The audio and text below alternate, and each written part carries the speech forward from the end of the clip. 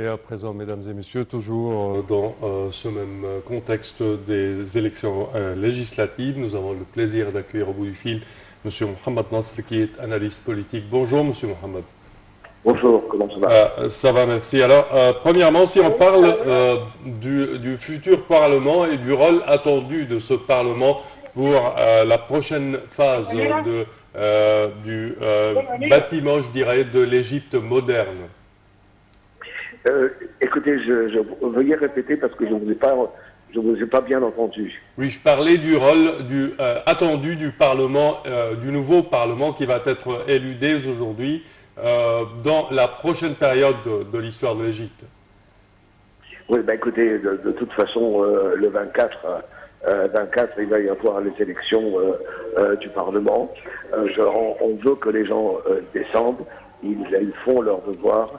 Il faut qu'ils votent pour les gens qui n'ont pas payé beaucoup d'argent pour être sur les listes et choisir les meilleures personnes qui vont nous représenter au Parlement, parce que ce sont les gens qui vont décider de nos lois et de toutes les législations qui seront pendant les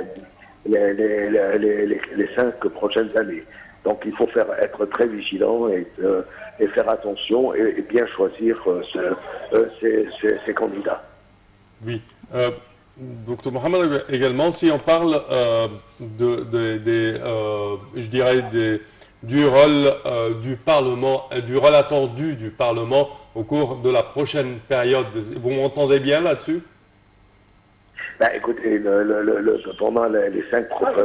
pendant les 5 prochaines années, il va y avoir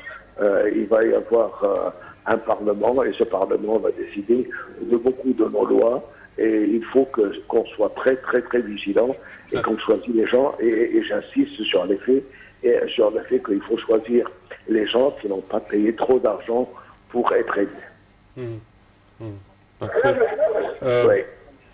Également, si on parle du nouveau conseil consultatif qui a pris fonction depuis quelques jours et de la complémentarité entre le conseil consultatif et le conseil parlementaire, comment voyez-vous cette relation entre les deux conseils? Oui, enfin, c'est les deux chambres de communes. Il y a le Sénat qui est un vrai Sénat maintenant, ce n'est plus un conseil consultatif, c'est plutôt maintenant un Sénat et un vrai Sénat qui vérifie les lois et qui assure que les lois sont conformes à la Constitution et qui sont conformes aux normes des législations. Et ça c'est le rôle du Sénat.